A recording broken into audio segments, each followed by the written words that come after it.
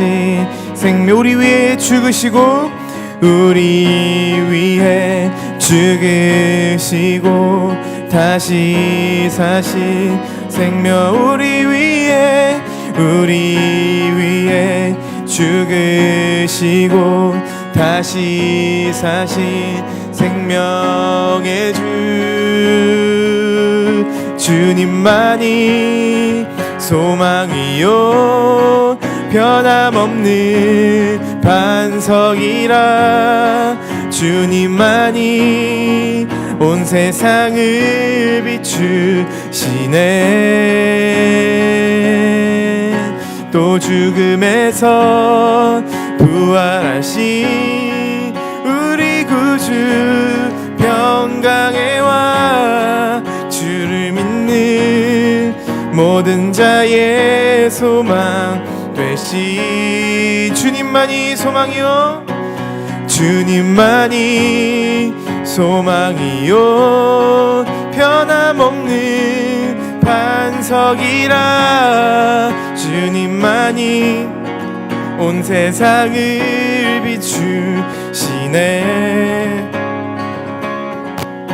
또 죽음에서 부활하신 우리 구주 평강에 와 주를 믿는 모든 자의 소망 되신 주를 믿네 할렐루야 주를 믿네 할렐루야 열방의 소망 되신 주님 주여 주님을 찬양합니다 할렐루야 할렐루야 할렐루야 할렐루야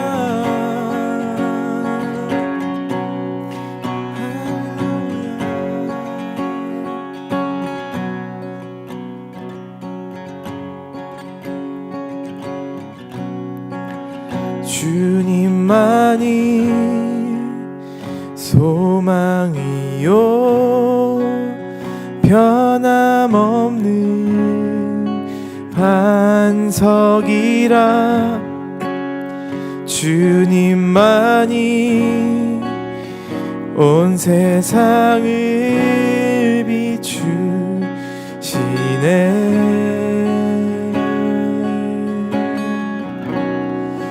또 죽음에서 부활하신 우리 구주 평강의 왕 주를 믿는 모든 자의 소망 되신 주를 믿네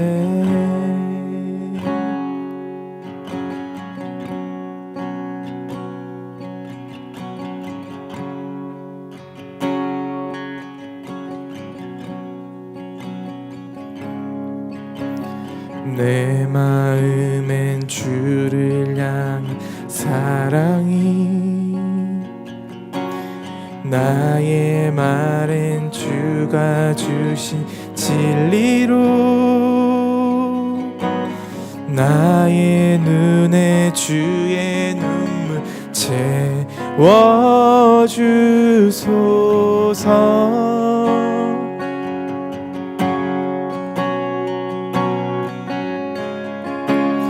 내 입술엔 찬양의 향기가 두 손에는 주를 닮은 섬김이 나의 삶에 주의 흔적 남게 하소서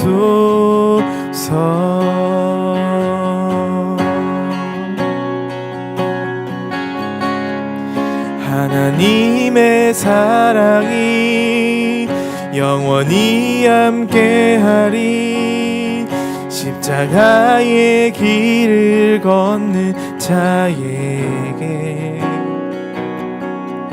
순교자의 삶을 사는 이에게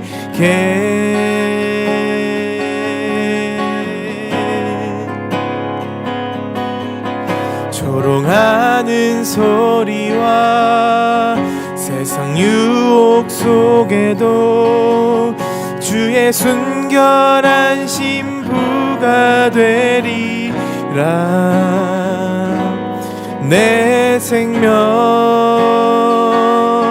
주님께 드리리. 내 마음에 주를 향한 사랑이, 내 마음엔 주를 향한 사랑이, 나의 말엔 주가 주신 진리로 나의 눈에 주의 눈물 채워주소서.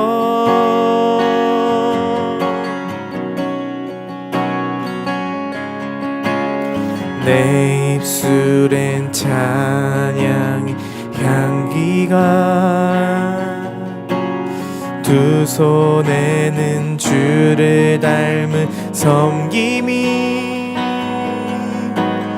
자의 삶에 주의 흔적 남게 하소서.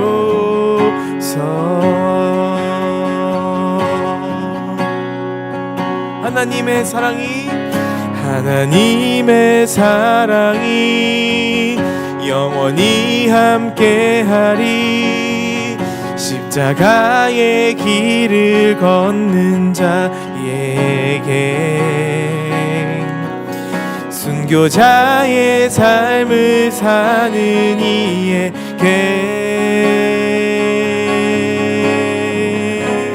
조롱하는 소리와 세상 유혹 속에도 주의 순결한 신부가 되리라. 내 생명 주님께 드리리. 하나님의 사랑이 영원히 함께하리. 십자가의 길을 걷는 자에게 순교자의 삶을 사는 이에게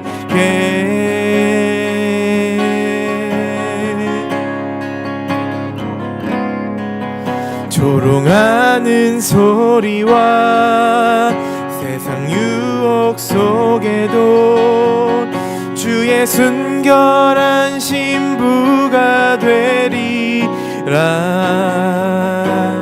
내 생명 주님께, 내 생명 주님께, 내 생명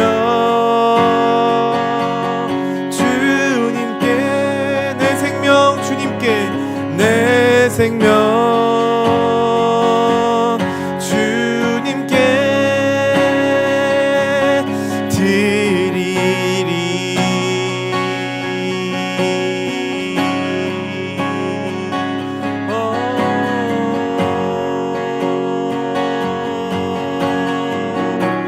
할렐루야. 주여, 주의 길을 걷는 자들을 주님 외면치 마시고 주여 그들을 보살피고 주여 주님의 구혈의 피로 덮으소서. 할렐루야. 할렐루야. 할렐루야. 저희 이 시간 우리의 타지에 나가 있는 우리 모든 선교자님들과 주님의 종들을 위하여서 우리가 기도하기 원합니다. 주여 그들을 주여 사단의 악한 권세들이 틈타지 못도록 주님 도와주시옵시고 주여 털끝 하나도 건드리지 못하도록 주여 주님께서 안전을 도모하시고 주님 그 땅에 주님의 복음을 널리 전할 수 있는 주님의 거룩한 용사로 주여 주님께서 힘을 불어넣어 주시옵시고 주여 지친 자들이 있다면 주여 주님의 말씀으로 주님의 찬양으로 주님을 선포하며 힘을 얻기 원합니다. 우리가 그런 마음으로 우리의 타지에 나가 있는 우리의 모든 선교자님들과 또 주님의 종들을 위하여서 우리가 기도하시겠습니다. 사랑이 많으신 주님, 주여 우리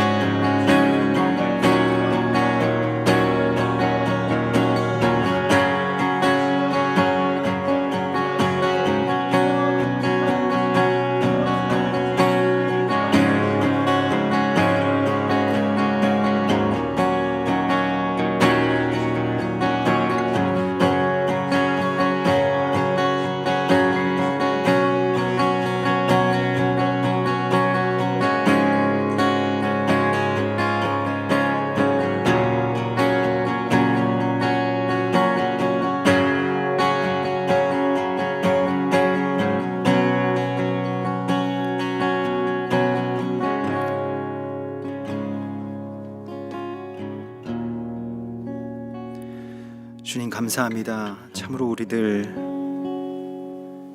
주의 거룩한 보좌 앞으로 이끄시고 주님의 생명의 역사 가운데 있게 하심을 감사드리옵나이다.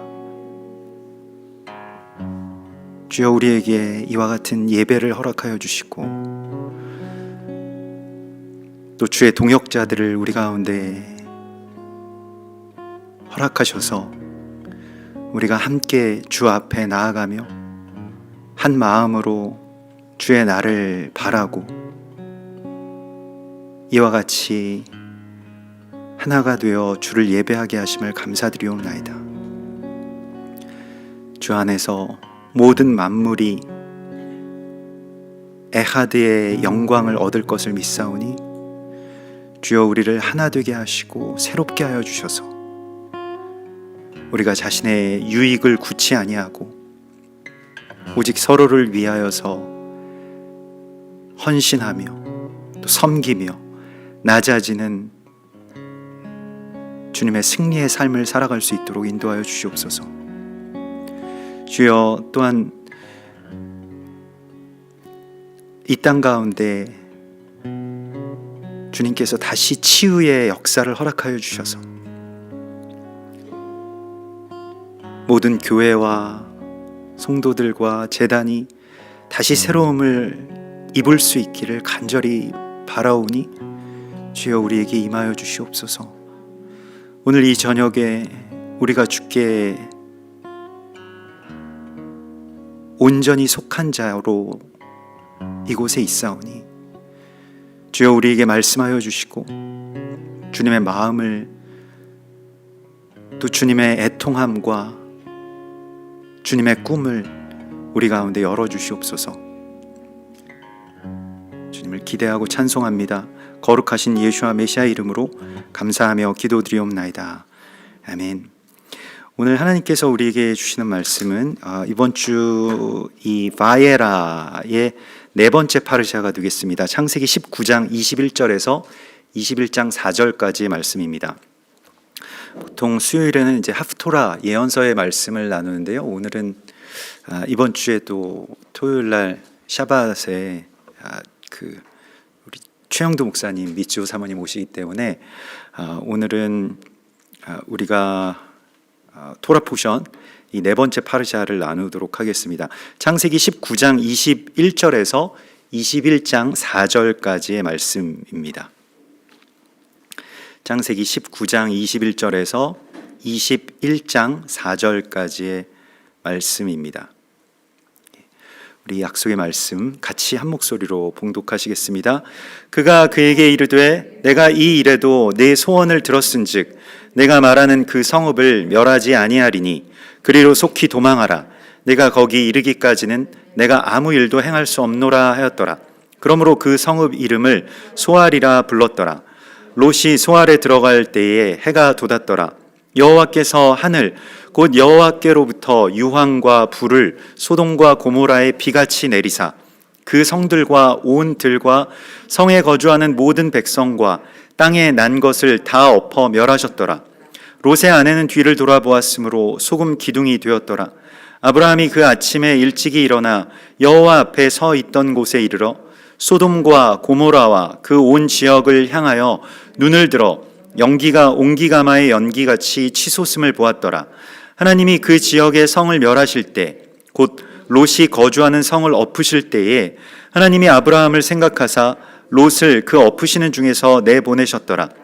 롯이 소알에 거주하기를 두려워하여 두 딸과 함께 소알에서 나와 산에 올라가 거주하되 그 두 딸과 함께 굴에 거주하였더니 큰 딸이 작은 딸에게 이르되 우리 아버지는 늙으셨고 온 세상의 도리를 따라 우리의 배필될 사람이 이 땅에는 없으니 우리가 우리 아버지에게 술을 마시게 하고 동침하여 우리 아버지로 말미암아 후손을 이어가자 하고 그 밤에 그들이 아버지에게 술을 마시게 하고 큰 딸이 들어가서 그 아버지와 동침하니라. 그러나 그 아버지는 그 딸이 눕고 일어나는 것을 깨닫지 못하였더라. 이튿날 큰 딸이 작은 딸에게 이르되 어젯밤에는 내가 우리 아버지와 동침하였으니 오늘 밤에도 우리가 아버지에게 술을 마시게 하고 네가 들어가 동침하고 우리가 아버지로 말미암아 후손을 이어가자 하고 그 밤에도 그들이 아버지에게 술을 마시게 하고 작은 딸이 일어나 아버지와 동침하니라. 그러나 아버지는 그 딸이 눕고 일어나는 것을 깨닫지 못하였더라. 롯의 두 딸이 아버지로 말미암아 임신하고 큰 딸은 아들을 낳아 이름을 모압이라 하였으니 오늘날 모압의 조상이요 작은 딸도 아들을 낳아 이름을 베남미라 하였으니 오늘날 암몬 자손의 조상이었더라. 아브라함이 거기서 네게부 땅으로 옮겨가 가데스와 술 사이 그랄에 거주하며 그의 아내 사레를 자기 누이라 하였으므로 그랄 왕 아비멜렉이 사람을 보내어 사라를 데려갔더니 그 밤에 하나님이 아비멜렉에게 현몽하시고 그에게 이르시되 네가 데려간 이 여인으로 말미암아 네가 죽으리니 그는 남편이 있는 여자임이라. 아비멜렉이 그 여인을 가까이 하지 아니하였으므로 그가 대답하되 주여 주께서 의로운 백성도 멸하시나이까. 그가 나에게 이는 내 누이라고 하지 아니하였나이까. 그 여인도 그는 내 오랍이라 하였사오니 나는 온전한 마음과 깨끗한 손으로 이렇게 하였나이다. 하나님이 꿈에 또 그에게 이르시되 내가 온전한 마음으로 이렇게 한 줄을 나도 알았으므로 너를 막아 내게 범죄하지 아니하게 하였나니 여인에게 가까이 하지 못하게 함이 이 때문이니라. 이제 그 사람의 아내를 돌려보내라. 그는 선지자라. 그가 너를 위하여 기도하리니 네가 살려니와 내가 돌려보내지 아니하면 너와 내게 속한 자가 다 반드시 죽을 줄 알지니라. 아비멜렉이 그날 아침에 일찍이 일어나 모든 종들을 불러 그 모든 일을 말하여 들려주니 그들이 심히 두려워하였더라. 아비멜렉이 아브라함을 불러서 그에게 이르되 네가 어찌하여 우리에게 이렇게 하느냐. 내가 무슨 죄를 네게 범하였기에 네가 나와 네 나라가 큰 죄에 빠질 뻔하게 하였느냐. 내가 합당하지 아니한 일을 내게 행하였도다 하고 아비멜렉이 또 아브라함에게 이르되 내가 무슨 뜻으로 이렇게 하였느냐. 아브라함이 이르되 이곳에서는 하나님을 두려워함이 없으니 내 아내로 말미암아 사람들이 나를 죽일까 생각하였음이요 또 그는 정말로 나의 이복 누이로서 내 아내가 되었음이니라. 하나님이 나를 내 아버지의 집을 떠나 두루 다니게 하실 때에 내가 아내에게 말하기를 이후로 우리의 가는 곳마다 그대는 나를 그대의 오랍이라 하라. 가 내게 베풀 은혜라 하였었노라. 아비멜렉이 양과 소와 종들을 이끌어 아브라함에게 주고 그의 아내 사라도 그에게 돌려보내고 아브라함에게 이르되 내 땅이 내 앞에 있으니 네가 보기에 좋은 데로 거주하라 하고 사라에게 이르되 내가 은 1000개를 내 오라비에게 주어서 그것으로 너와 함께한 여러 사람 앞에서 내 수치를 가리게 하였노니 내 일이 다 해결되었느니라. 아브라함이 하나님께 기도하매 하나님이 아비멜렉과 그의 아내와 여종을 치료하사 출산하게 하셨으니 여호와께서 이왕에 아브라함의 아내 사라의 일로 아비멜렉의 집에 모든 태를 닫으셨음이더라. 여호와께서 말씀하신 대로 사라를 돌보셨고 여호와께서 말씀하신 대로 사라에게 행하셨으므로 사라가 임신하고 하나님이 말씀하신 시기가 되어 노년의 아브라함에게 아들을 낳으니 아브라함이 그에게 태어난 아들 곧 사라가 자기에게 낳은 아들을 이름하여 이삭이라 하였고 그 아들 이삭이 난 지 8일 만에 그가 하나님이 명령하신 대로 할례를 행하였더라. 아멘. 우리 이번 주 토라 포션 바예라라고 하는 말씀은 그리고 그가 나타나셨다라고 하는 그런 아브라함에게 하나님께서 나타나시고 또 소돔과 고모라에 하나님께서 나타나셔서 심판하시는 그러한 말씀을 우리에게 들려줍니다. 그래서 소돔과 고모라의 사건은 마지막 때에 일어날 심판의 어떤 원형이라고 할 수가 있겠고요. 땅의 죄악이 극심하게 되고 땅이 하나님 앞에 호소하는 소리를 주께서 들으셨을 때에 땅을 심판하시는 그런 이 하나님의 준엄한 심판을 보게 됩니다. 이것은 이 노아 때에 비가 오지 않던 하늘에서 이 물이 내려온다라고 하는 그 비가 내려온다라고 하는 것에 대해서 한 번도 경험해 본 적이 없기 때문에 사람들은 그것을 믿지를 않았죠. 그런데 이 노아의 홍수 때에 엄청난 비가 하늘에서부터 쏟아졌고요. 마찬가지로 우리가 뭐 불의 비를 만나본 적이 없습니다만은 그 마지막 때에 하나님의 어떤 심판 가운데서 땅이 이 불로써 이 땅에 있는 사람들의 공적을 나타낼 것이라고 하나님께서 말씀을 하십니다. 그래서 불이 위에서부터 그렇게 내려오게 되는 그런 심판이 임하게 되는데, 우리가 이번 주에 이 아브라함의 그 기도를 만나게 되죠. 그래서 의인 50명만 있으면 이 곳을 멸하지 마시옵소서. 소돔과 고모라를 위해서 기도하는 그러한 아브라함의 기도가 의인 10명까지 어떻게든 그 주님을 가로막으면서 주님 이제 안 됩니다. 이 땅을 주님 의인과 함께 멸하시면 안 됩니다. 그래서 하나님께서 이 알곡과 쭉정이가 함께 섞여 있을 때 그냥 내버려 두라고 말씀을 하시죠. 그 의인들이 다치게 될까 봐. 그러니까 의인들의 역할이라고 하는 것이 그 지역에서, 그 땅에서, 그 세상 가운데서 정말로 외롭고 또 고립되어 있다고 할지라도 그들의 존재 자체가 너무너무 중요하다는 것을 성경은 우리에게 오늘 알려주시고 있습니다. 그런데 그와 좀 대비되는 사람이 이제 롯이죠. 롯은 소돔에 살면서 하나님의 천사들을 발견하고 그들을 자기 집에 이제 대접한다기보다는 숨깁니다.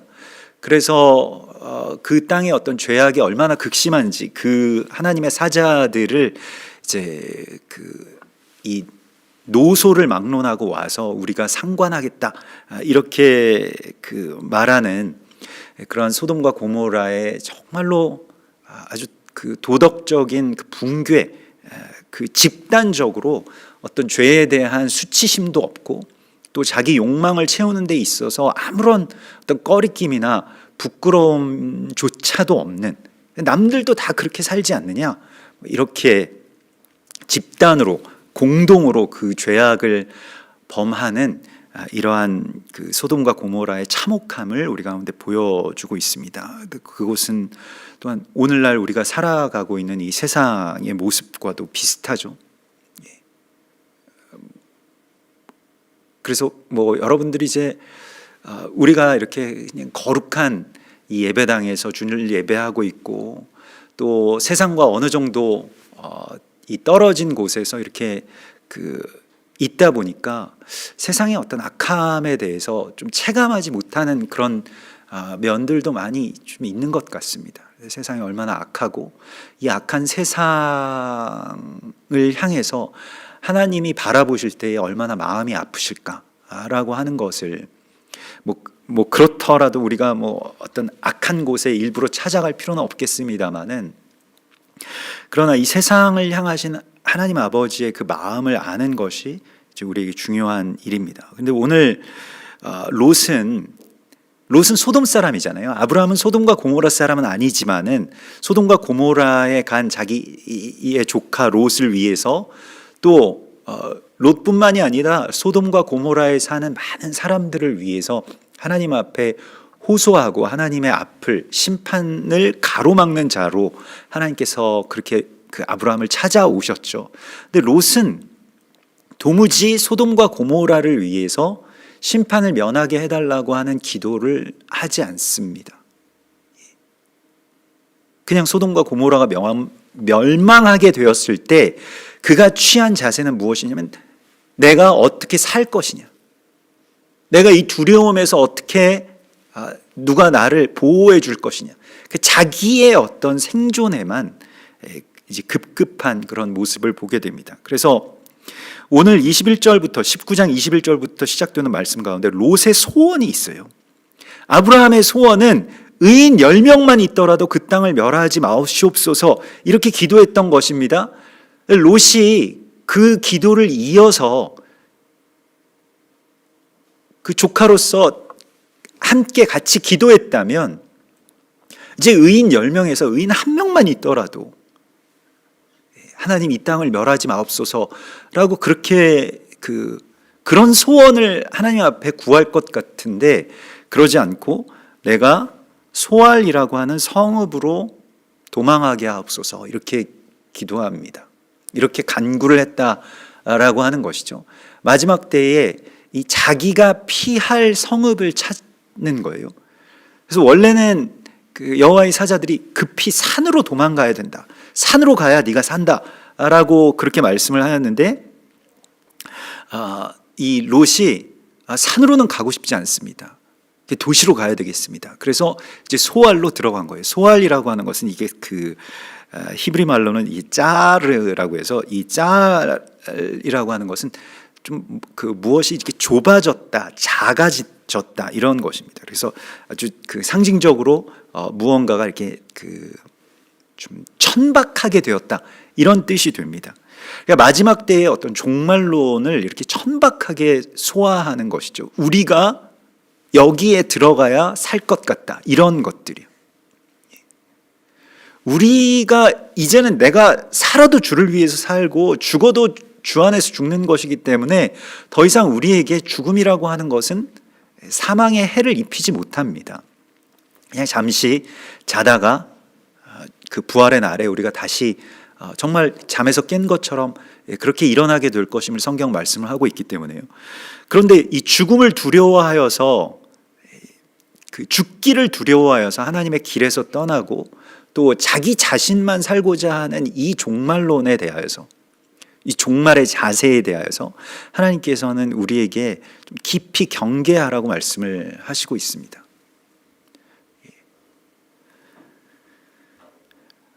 지난주에도 제가 이후 며칠 사이에 그 편지 한 통, 이메일 2통을 이렇게 받았는데요. 그래서 한세사람 교회 목사님 간곡히 말씀드립니다. 이런 제목으로 이메일이 왔어요. 그래서 저는 또 뭔가 이렇게 무슨 내용일까 이렇게 펼쳐봤더니 이 환난의 때가 다가오고 있고 마지막 때의 구원은 신천지에만 있습니다. 그래서 꼭 오셔서 비밀을 보장할 테니 목사님도 꼭 오셔서 그 이만희의 설교를 들으라고. 근데 그게 이렇게 띄엄띄엄 오는 것이 아니라 일주일에 한 3번씩 계속해서 이렇게 와요. 이 작은 또 무명한 그런 그 시골 교회의 목회자에게까지 그 정도로 교회 이름까지 써서 또 제 이름도 알고 있는 것 같습니다. 그래서 그렇게 계속해서 오라고 하죠. 근데 만약에 그곳에 제가 가잖아요. 제가 이렇게 생각을 해봤습니다. 가서 얼마나 이상한지 한번 봐야 되나? 이런 생각까지 들었는데요. 만약에 제가 그곳에 가면 아마도 그러니까 세상에 온통 눈이 하나밖에 없는 세상에 눈 2개인 제가 들어간다라고 한다면 제가 이상한 사람이 되겠죠. 그러니까 아주 집단적인 이 왜곡, 집단적인 어떤 최면, 그걸 마인드 컨트롤을 한다, 이렇게도 이야기를 하는데 사람의 마음을 모든 사람들이 그 세계관 안에서 네가 이상한 거야라고 말하면 그 사람이 이상하다고 처음에 느꼈던 것들이 마치 영적인 어떤 그 가스라이팅을 당하는 것과 같이 네가 이상한 거야, 네가 잘못된 거야 라고 하면 그냥 자기가 잘못된 것처럼 생각하고 만다는 것이죠. 그 신천지에 빠지는 많은 사람들이, 또 많은 청년들이 그러한 길을 겪게 되는데, 처음에 굉장히 이상한데 나중에는 이상한 생각조차를 품을 수 없게 만드는 아주 집단적인 어떤 그러한 그 면모를 보여줍니다. 이게 굉장히 악한 것이고, 사실 소돔과 고모라에서 이 롯의 자세가 이런 자세를 갖고 있습니다. 그리고 어쩌면 교회가 이러한 그 롯과 같이 마지막 때에 우리 살 길만 찾겠다고 하는 그 소원만을 남겨두었다면 빨리 돌이킬 수 있어야 된다고 주께서 말씀을 하시고 있습니다. 그래서 자기 자신을 그렇게 작게 여기지 말고 좁히지 말고 그냥 나만 살면 그만이다, 그게 아니고요. 하나님께서 우리의 기도를 받으시고 우리가 이 땅 가운데서 하나님의 사람으로 서 있는다라고 하는 것이 정말로 큰 왕으로서, 왕 같은 제사장으로서 이 땅을 위해서 호소할 수 있는 그러한 그 주님의 중보자로서 우리를 세워놓으셨음을 깨달으라고 말씀을 하시고 있습니다. 롯은 자기 자신을 너무 천박하게 만든 거예요. 그냥 살아야지, 이 정도밖에는 갖지 못했던 것입니다. 그래서 고린도후서 6장 12절에서 너희가 우리 안에서 좁아진 것이 아니라 오직 너희 심정에서 좁아진 것이라 내가 자녀에게 말하듯 하노니 보답하는 것으로 너희도 마음을 넓히라, 이렇게 말씀을 하시고 있습니다. 그래서 그 마지막 때의 이 말세의 징조 가운데 하나가 사람들이 이렇게 감사가 사라지고 원망만 남게 되고, 그 마지막 때 그 돈을 사랑하고 자기만 사랑하고, 그런데 감사는 사라지고 정도 없어지고요, 무정하고 원통하고 이런 어떤 이 피해 의식과 또 거기에 대한 분노만 남게 된다고 주께서 말씀을 하셨습니다. 그런데 성경이 그렇게 예언을 하고 있는데 우리에게는 이 소알로 들어가지 말고 마음을 넓히라고 말씀을 하시고 있습니다. 마지막 때에 우리의 시야가 넓어져야 주님의 오심을 볼 수가 있게 됩니다. 이 바예라라고 하는 것은 그 히브리어 동사 가운데 보다라고 하는 이 라에서 온 말이거든요. 그 라, 그러니까 주님께서 오시는 것을 내가 볼 수 있게 되는 순간 주님이 오심을 내가 느끼게 되는 것입니다. 주님은 항상 우리 가운데 계시고 내 안에 계시고 우리와 함께 계시죠. 근데 우리의 눈이 지금 어두웠을 뿐인데, 그래서 이게 넓어지는 것, 눈이 넓어지는 것, 특별히 이 시야가 자기 자신에게만 향했던 이 시각의 협소함이, 아브라함이 눈을 들어서 바라보았을 때 그곳에 새 나그네로 걸어오시는 주님의 모습을 보았던 것입니다. 눈을 든다라고 하는 그런 표현이 이번 주에 이 바예라의 말씀 속에 나오게 되고요. 이것이 다 우리의 어떤 시야를 넓히고 우리가 이 마지막 때는 좀 더 광대한 시각을 가져야 됩니다. 나는 어떻게 될까? 내 소유는 어떻게 될까? 내 생명은 어떻게 될까? 여기에만 너무 집중되어 있었어요. 사실 그렇게 될 수밖에 없는 것이 우리가 문제가 많잖아요.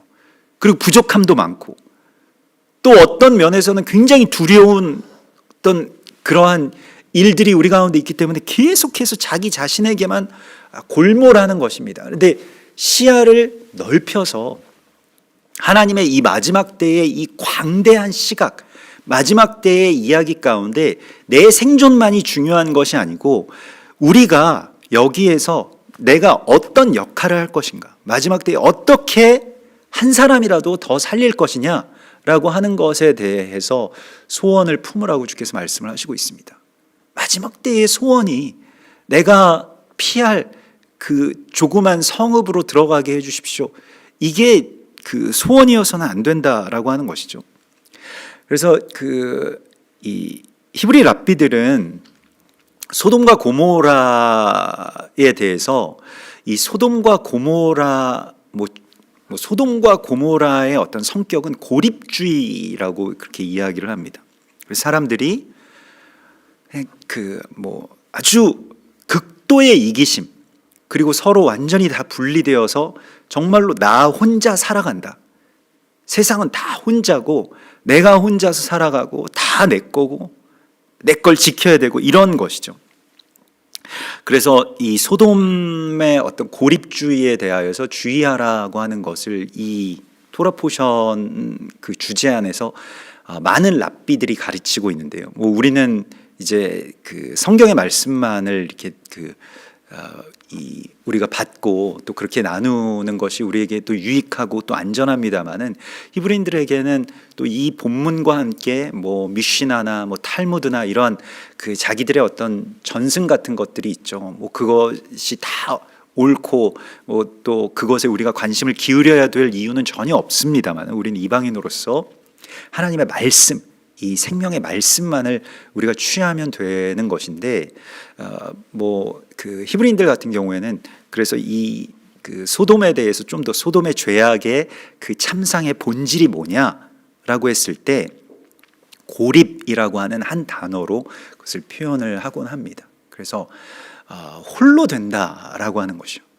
그것이 마지막 때에 얼마나 좋지 않은 결과를 가져오는지를 이 롯을 통해서 우리 가운데 보여주시고 있고, 또 주님께서 이 마지막 때가 되면 사람들이 이제 의인들은 점점 외로워지잖아요. 그래서 왜냐하면 많은 사람들이, 거의 대부분의 사람들이 다 죄악 가운데서 사는데 당신 혼자서 그렇게 잘났다고 그렇게 의롭게 생활하냐? 어차피 우리가 다 이렇게 살아야 되는데 왜 당신이 그 앞길을 가로막느냐? 이런 식의 어떤 반응들이 있죠. 제가 이 신학교 다닐 때 이렇게 학기 초가 되면 그 사경회를 엽니다. 이렇게 사경회라고 이제 부흥회 같이 며칠 동안 이제 계속 예배를 드리는데, 그때 그 당시에 이제 이재철 목사님이 한번 오신 적이 있었어요. 이재철 목사님이 은퇴하신 다음이었는데, 그 첫 번째 그 주님의 교회에 사역을 하시고 정말로 잘 성장하던 그 교회의 이 담임 그 목사직을 이제 내려놓고 자기는 아무것도 갖지 않고 여기서 은퇴하겠습니다. 여기서 떠나겠습니다.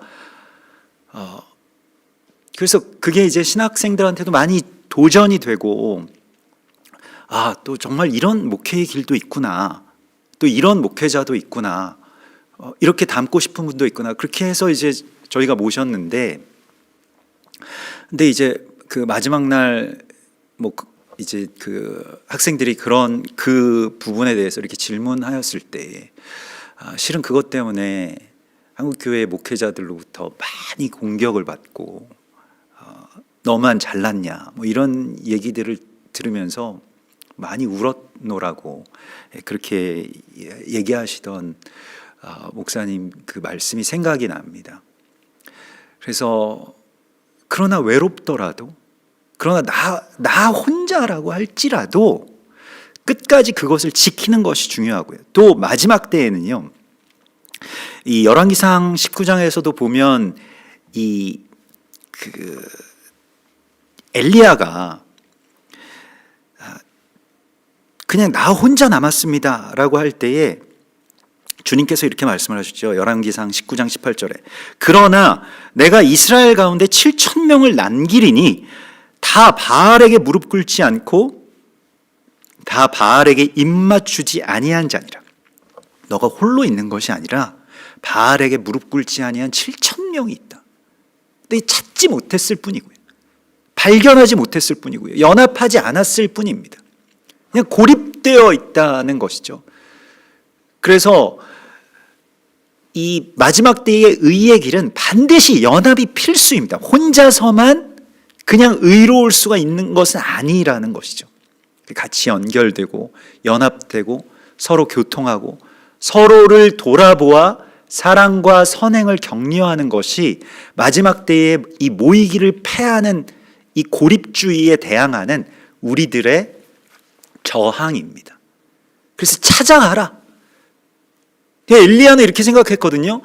자신이 갈멜산에 올라가서 그렇게 엄청난 승리를 했으면 결집할 줄 알았거든요. 만약에 바알에게 무릎 꿇지 아니한 7천 명이 있다고 한다면 엘리야에게 갈멜산으로 다 나와서 그들이 어떤 이세벨을 대적할 어떤 굉장한 세력이 될 줄로 알았는데 아무도 안 왔다는 거예요. 혼자 계속 바알에게 이겼는데도 불구하고, 바알과 아세라 선지자 850명과 싸워서 이겼음에도 불구하고 아무도 안 나오더라는 것이죠. 거기에서 아주 깊이 실망한 겁니다. 그러니까 우리가 뭐 어떤 대적의 악함에 대해서야 뭐 실망할 일이 뭐가 있겠습니까? 그냥 대적은 악한 것이죠. 그런데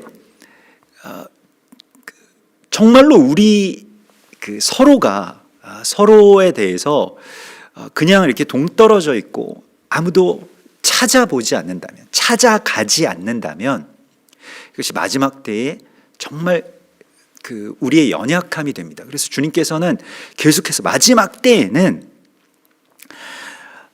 너에게 이런 남은 자들이 있을 것이다. 그래서 그들을 찾아가서 기름 부어서 세워라. 특별히 다음 세대를 그렇게 기름 부어서 세워라. 이렇게 말씀을 하셔서 이제 엘리야가 그 사역을 마지막 때에 그 자신의 사역의 후반부에 했던 것이죠. 그래서 우리에게도 하나님께서 말씀을 하시는 것은 저도 실은 우리가 이 교회에 들어와서 처음에 이제 사실 들어오기까지 한 5년 정도 뭐 판교에서 이렇게 교회가 세워지고 예배를 드리는데 그 당시만 해도 이게 원유맨이라고 하는 것 자체도 거의 대부분 다 몰랐던 시기고, 한세사람이라고 하는 교회도 사실 지금은 한세사람 교회가 우리 교회뿐만이 아니라 여기저기 많이 있습니다. 꼭 뭐 한세사람이라고 하는 이름이 없더라도 원유맨을 품은 교회들이 굉장히 많이 있습니다. 적잖이 있는데 뭐 굉장히 많다고 하기에는 좀 아직도 부족합니다만은, 근데 그 당시에는 정말 없었거든요. 아무도 없고, 그러면서 계속 무언가 우리가 주님의 길을 정말로 말씀대로 온전하게 순종하고 또 한세 사람의 사명을 받고 이런 것들이 참 귀하고 기쁜데 점점 지쳐갔던 것 같아요. 그래서 여기에 와서는 완전히 우리 완전히 동떨어졌나 고립됐나 이런 생각이 드는데, 그때 이제 우리가 요엘 버코비치라고 하는 메시아닉 이 랍비죠. 또 이렇게 이 부엘세바 쪽에서 그렇게 성지 가이드도 하고 정말 깊은 어떤 이 토라의 지혜나 또 그 땅에 대한 어떤 그런 언약을 잘 알고 있는 뭐 거의 좀 젊은 사역자입니다. 그래서 그분이 오셔서 며칠 동안 이제 우리가 여기서 세미나를 할 수가 있었는데, 그때 사실은 여기 굉장히 좀 지금도 여러분들 처음 찾아오시는 분들이 찾아오기도 어려우시고 막 내비게이션도 갑자기 뭐 어디 산으로 가고 막 논두렁으로 가고 뭐 이렇게 되잖아요. 그래서 굉장히 찾아오기가 어려운데, 그때 요엘 버코비치가 왔을 때 여기가 정말 가득 차게 적어도 100분 이상이 이 예배당에서 그 말씀에 아주 숨죽여서 귀 기울이던 그런 기억이 납니다. 그래서 그때 하나님이 정말 많은 감동을 주셨어요, 저에게도. 그래서 그 전까지는 내가 홀로 있다라고 하는 것 때문에 그냥 혼자서 이게 좀 지치고, 또 그러면서 점점 자기 연민에 이제 빠져가죠. 내가 혼자서 이 사명을 지킨다라고 하는 것이 우리 교회와 성도들과 함께 그냥 우리뿐만 우리만 남았다라고 하는 이러한 어떤 생각에서 빨리 벗어나서 이 지금 남은 자들과 함께 연합하고 함께 연결되고 함께 힘을 모아서 주님의 일을 이루라고 하는 그러한 소망으로 이렇게 전환할 수가 있었거든요. 그 전까지 저도 모르는 사이에, 또 우리도 모르는 사이에 자기 자신에 대한 어떤 연민 같은 것들이 있었던 것을 그 시간 속에서 제가 발견하게 됐습니다. 그래서 괜히 왠지 의의 길을 걸어간다라고 하는 것이 자랑스럽기도 하면서 좀 서러운 면이 있거든요. 그건 굉장히 조심해야 됩니다. 우리가 불쌍한 게 아니잖아요. 우리는 정말 기쁜 거죠. 우리는 정말 말 그대로 수지 맞은 거죠. 어떤 은혜 때문인지는 여러분들 각자이시겠습니다만은 그 은혜의 공로로 말미암아서 우리가 정말 깊은 하나님의 마음의 부르심을 받았잖아요. 거기에 대한 어떤 기쁨이 있는데, 특별히 남은 자들에 대하여서 이 고립되지 말고 서로와 연결시켜라 라고 말씀을 하시고 있습니다. 그래서 로마서 11장에서도 이 열왕기상의 말씀을 인용하면서 11장 2절에서 하나님이 그 미리 아신 자기 백성을 버리지 아니하셨나니 너희가 성경이 엘리야를 가리켜 말한 것을 알지 못하느냐. 그가 이스라엘을 하나님께 고발하되 주여 그들이 주의 선지자들을 죽였으며 주의 제단들을 헐어버렸고 나만 남았는데 내 목숨도 찼나이다. 그러면 이게 무슨 말입니까? 그냥 이 세상 너무 악하고 나 하나 남았는데 나도 죽이려고 합니다. 나도 없어지려고 합니다. 이렇게 자기 연민은 완전히 휩싸여 있어요. 그런데 하나님께서 그에게 하신 대답이 무엇이냐? 내가 나를 위하여 바알에게 무릎 꿇지 아니한 사람 7,000명을 남겨두었다 하셨으니 그런즉 이와 같이 지금도 은혜로 택하심을 따라 남은 자가 있느니라 이렇게 말씀을 하셨습니다.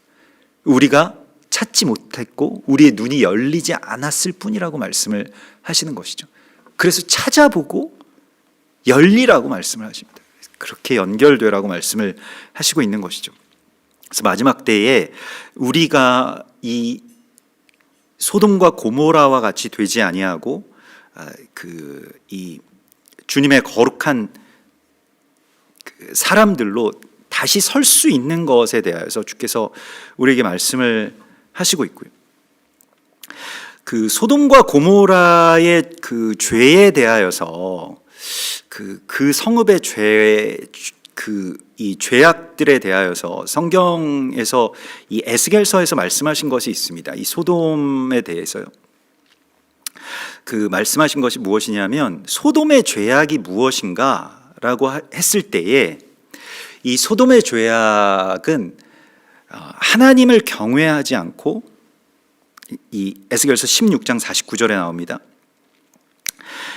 내 아우 소돔의 죄악은 이러하니 그와 그의 딸들에게 교만함과 음식물의 풍족함과 태평함이 있음이었다.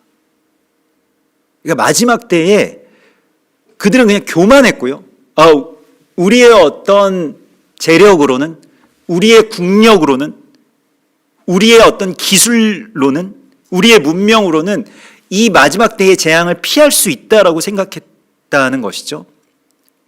이걸 충분히 다 이 세상을 컨트롤해 나갈 수 있다라고 생각을 했다는 것입니다. 그리고 그런 교만함과 음식의 풍족함이 있었다는 겁니다.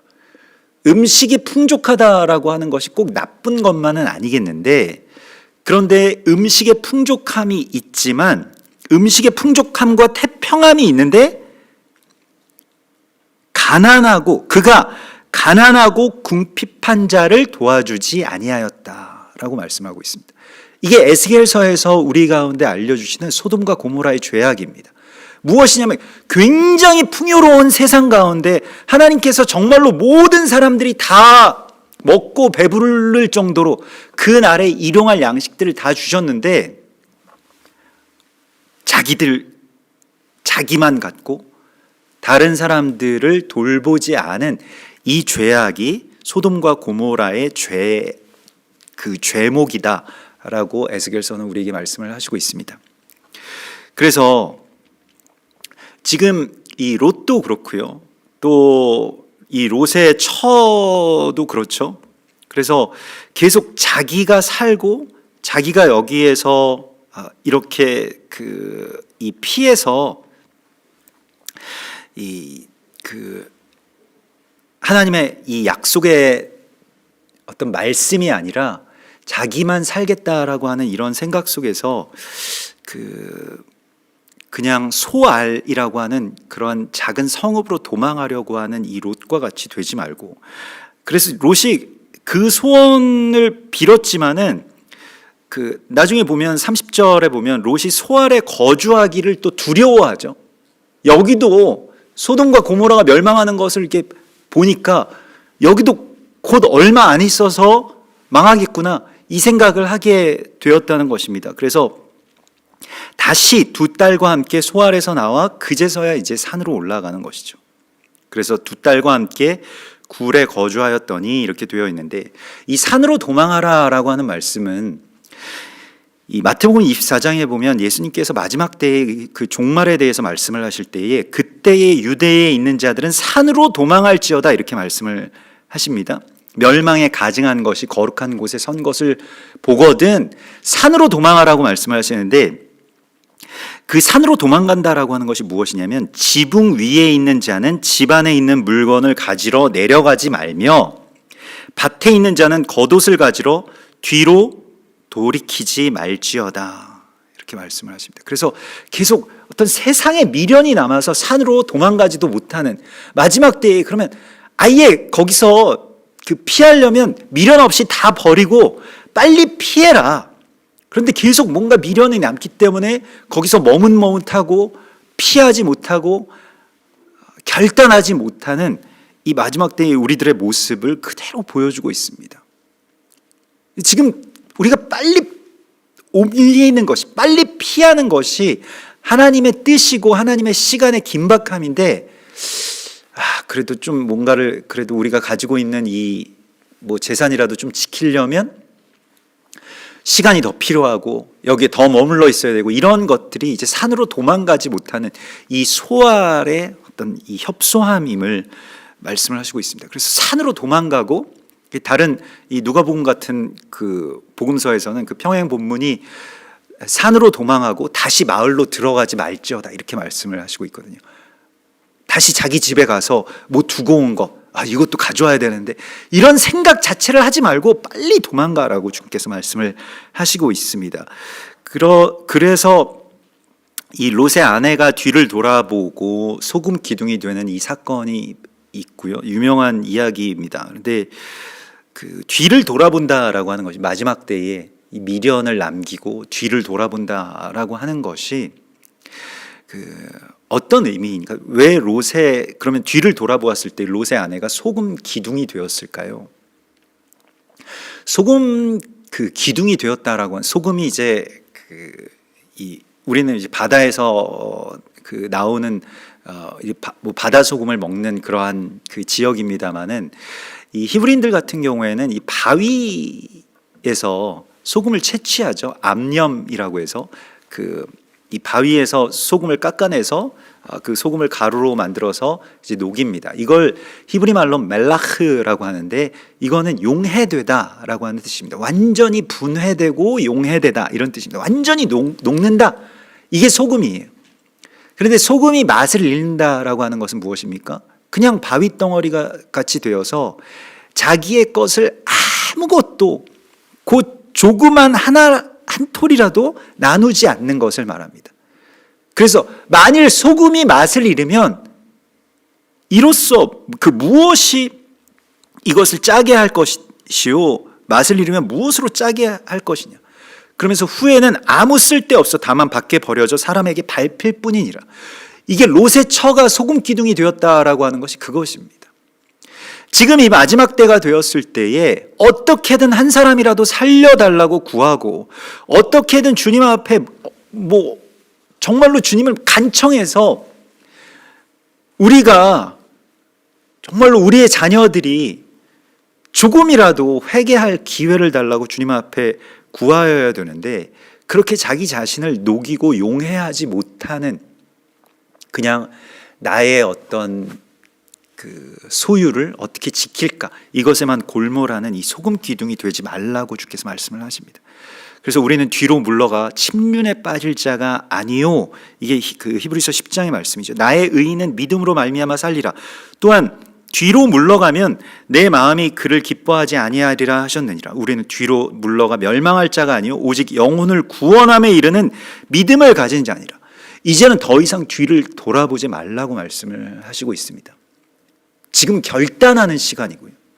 지금은 하나님께서 보여주시는 대로 나아가고, 또한 그러면서 이 마지막 때에 우리의 자세는 어떤 고립감에서 또 나 혼자 남았다라고 하는 그런 외로움에서 빠져나와서 어떻게든 남은 자들과 함께 연합하고 함께 마음을 모아서 주님 앞에 이 땅을 위해서 호소하는 주님의 사람으로 서라고 말씀을 하시고 있습니다.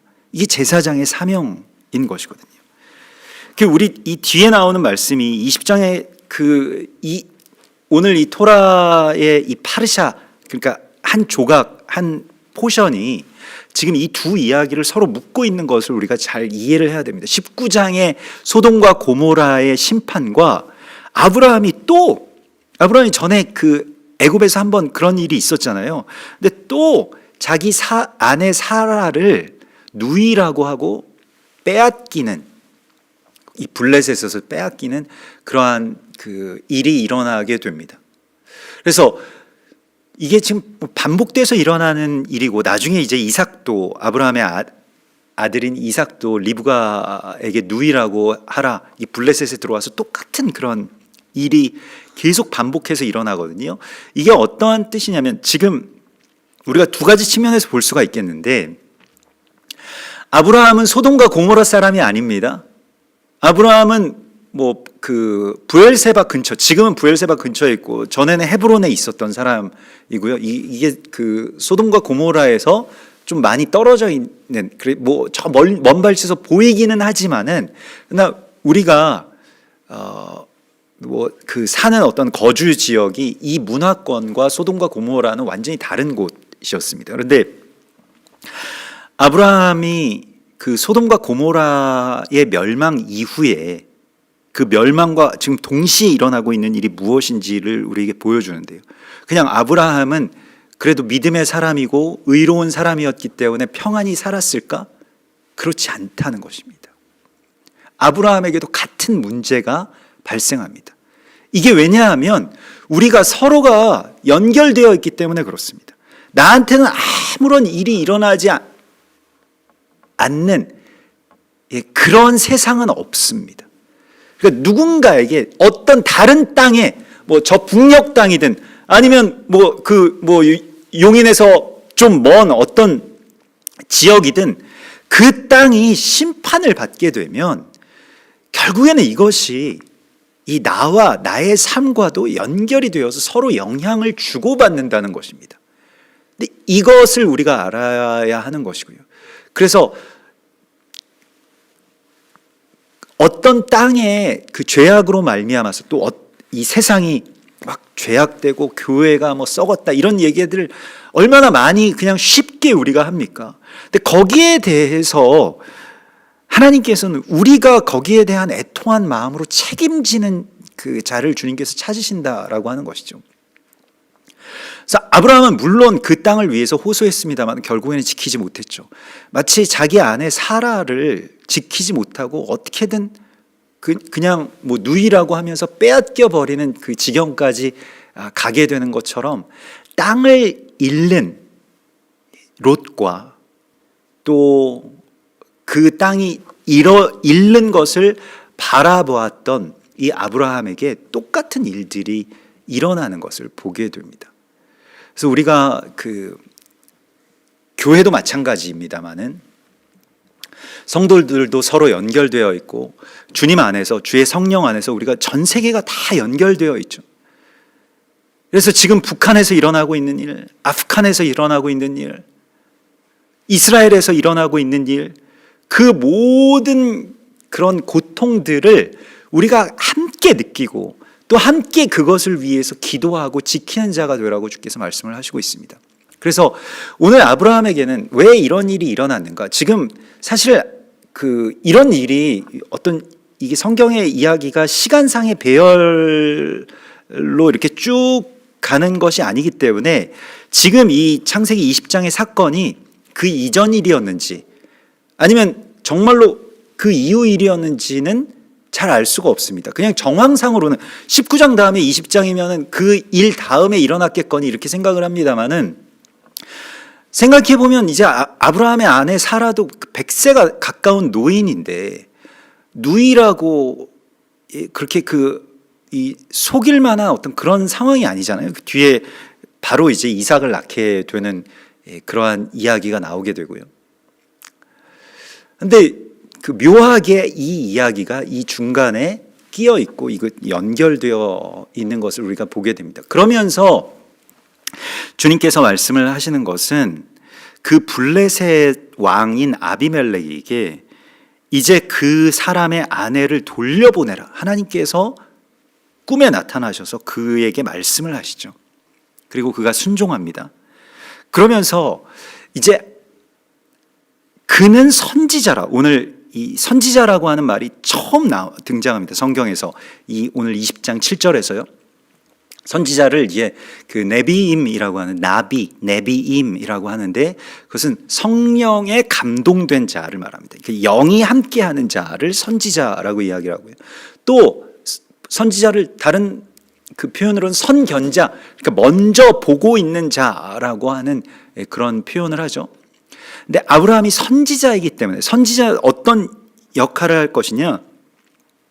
오늘 20장 7절에 보면 그가 너를 위하여 기도하리니 내가 살려니와 내가 돌려보내지 아니하면 너와 내게 속한 자가 다 반드시 죽을 줄 알지니라.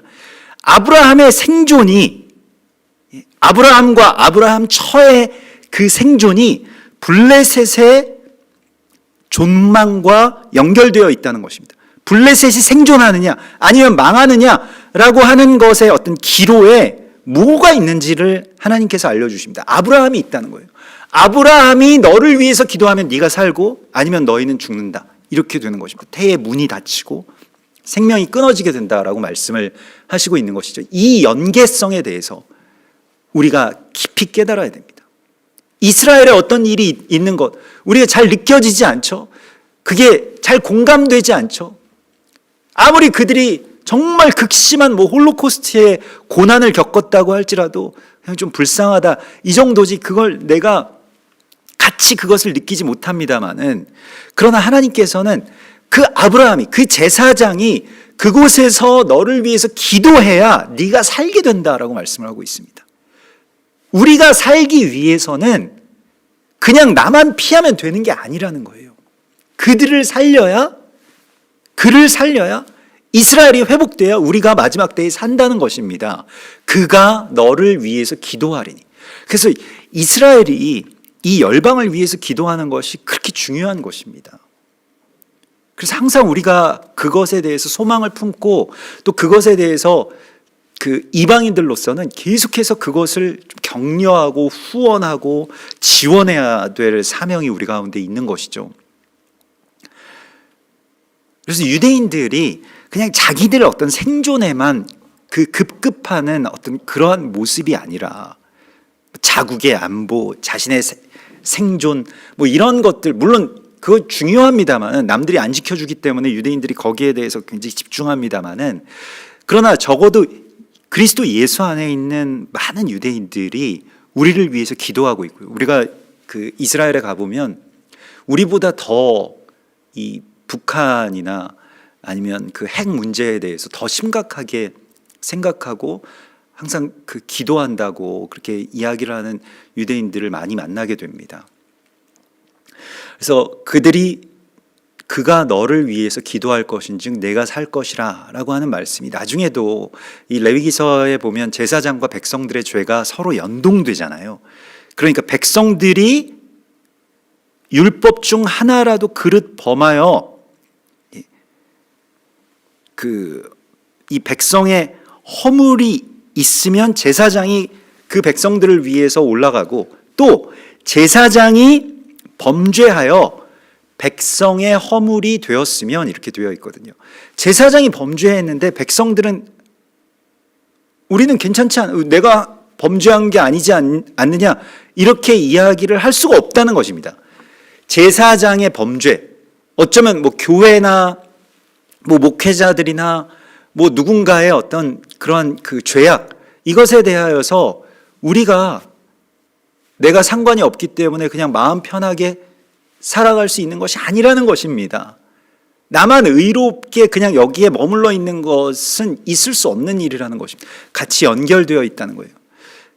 그래서 백성들이 죄를 지으면 제사장의 허물이 있고 제사장이 죄를 지으면 백성이 그 허물을 입게 된다는 것이죠. 이 관계를 잘 알라고 주께서 말씀을 하시고 있습니다. 이것이 왕 같은 제사장들인 이 땅의 교회와 주님의 사람들에게 주시는 하나님의 부르심입니다. 그래서 너희는 선지자다. 이 땅을 위해서 기도하는 자가 되고 땅을 위해서 호소하는 자가 되라. 그래서 아브라함이 하나님께 기도함에 하나님이 아비멜렉과 그의 아내와 여종을 치료하사 태의 문을 열어주시죠. 나중에 욥기에서도 보면 욥을 참소하고 욕하던 그 욥의 세 친구들을 위해서 하나님께서 그 욥이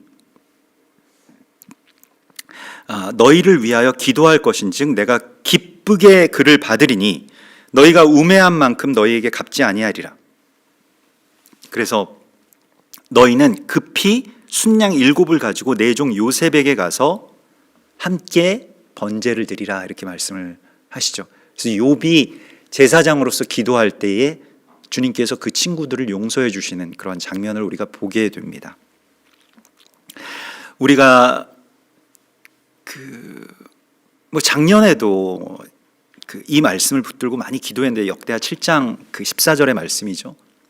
성전에 나와서 이 세상이 전염병에 휩싸이고 죄악에 휩싸이고 하늘문이 닫히고 비가 내리지 않고 지금 이게 블레셋으로 아브라함이 피신하는 것은 애굽으로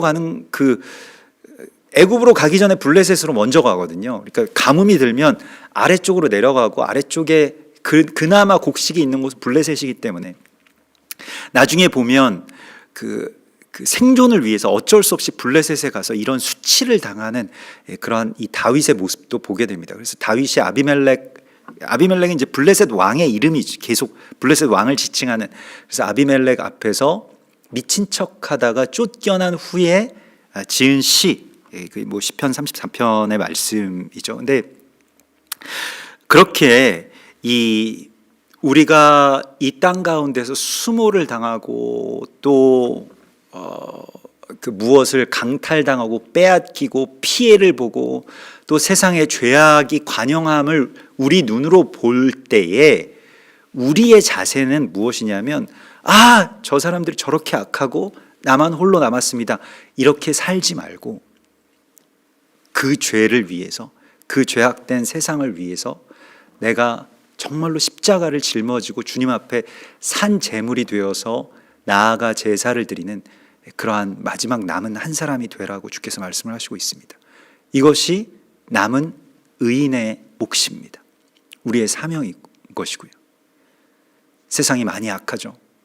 그리고 많은 죄악들이 곳곳에 정말 넘쳐나고 있는 이 시간 속에서 하나님께서 우리 가운데 주신 이 사명을 따라서 우리가 기도하고 또 우리가 호소하고 우리가 주님 앞을 가로막는 그러한 파수꾼으로서 심판을 저지하는 그 주님의 사람들로서 우리가 이 마지막 때에 서기를 간절하게 소망합니다. 우리 같이 기도하겠습니다.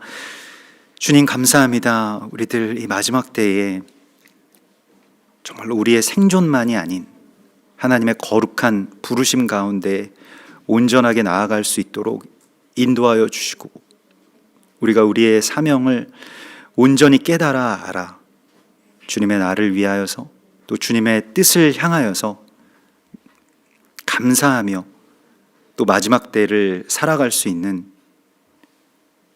주의 제사장들 되게 하여 주시옵소서. 우리가 홀로 남지 아니하였고 또 서로를 위해서 연합하고 연결되어 있음을 고백하오니 주여 이제는 우리가 이 많은 주님의 남은 자들과 함께 마음을 모아서 이 땅을 지키고 또 주 앞에 나와서 정말로 우리가 손을 들고 주 앞에 자복하고 기도할 때에 주께서 이 땅을 고치시리라고 말씀하신 역대하 7장 14절의 말씀을 우리 안에서 또 이 성전 가운데서 지금 이 예배 가운데서 이루시옵소서. 거룩하신 예수와 메시아의 이름으로 감사하며 기도드리옵나이다. 아멘. 하늘에 계신 우리 아버지시여 이름이 거룩히 여김을 받으시오며 나라의 임하옵시며 뜻이 하늘에서 이룬 것 같이 땅에서도 이루어지이다. 오늘날 우리에게 일용할 양식을 주옵시고 우리가 우리에게 죄 지은 자를 사하여 준 것 같이 우리 죄를 사하여 주옵시고 우리를 시험에 들게 하지 마옵시며 다만 악에서 구하옵소서. 대개 나라와 권세와 영광이 아버지께 영원히 있사옵나이다. 아멘.